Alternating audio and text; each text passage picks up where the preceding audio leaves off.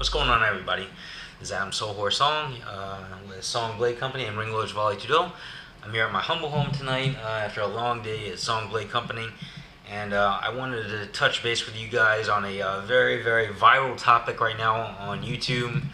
I really didn't want to say anything about it at first. I always try to maintain myself like under the radar and low key, and I never try to talk smack about anybody, and I try to have respect for all martial arts and other gyms, let everybody do their own thing and blah blah blah.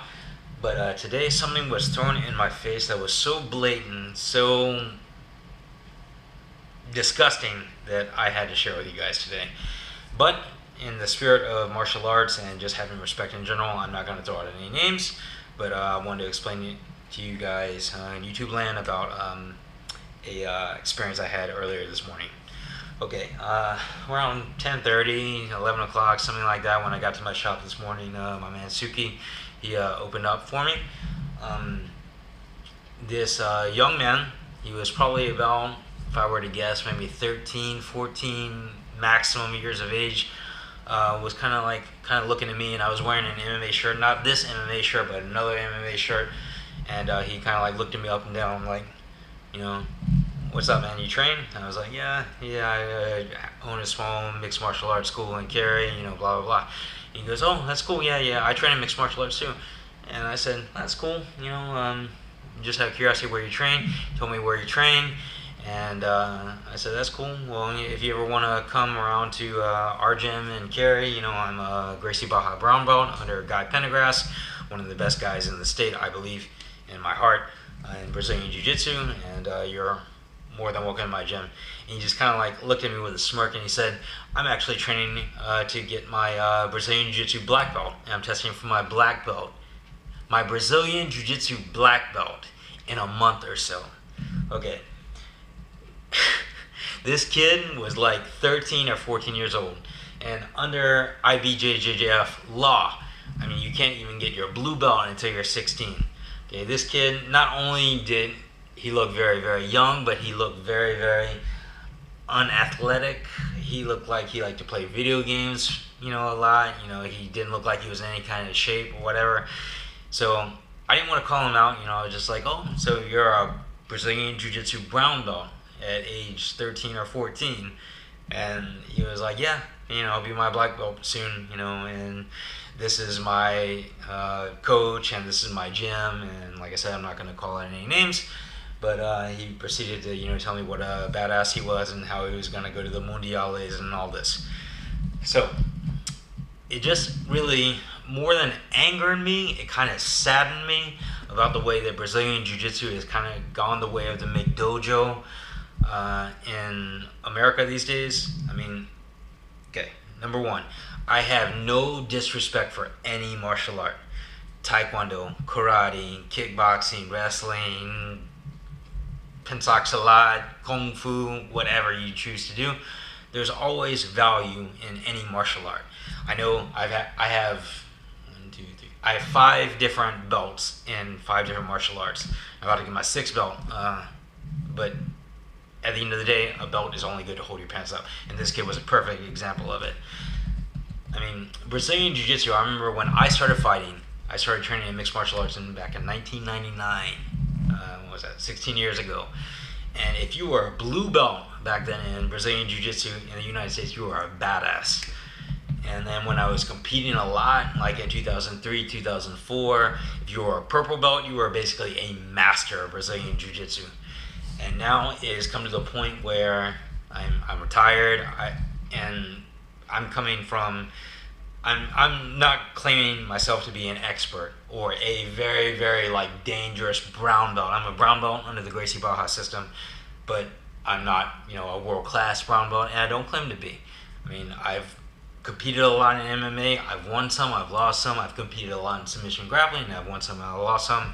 I'm not, the world's baddest dude on the planet, and I don't claim to be, and that's my point. But for this kid's teacher, who was 13, 14 years old, I feel like Ruben Alvarez in the recent YouTube video calling out, the fake Brazilian Jiu-Jitsu black belt. This kid is going to outrank me in probably a month in Brazilian Jiu-Jitsu. and I checked out his instructor's website and his YouTube page, and he's showing these bullshit ass techniques that my yellow belts should know better than to do. So it was really like just kind of disheartening and whatnot, I guess you want to say. But anyway, the point of all of this is the belt isn't important and the McDojo part isn't important. The most important part is training hard and, you know, being humble and whatever. But when it gets to the point where you're claiming to be, you know, a certain belt rank and, you know, claiming to be, you know, blah blah blah, then it gets a little bit ridiculous.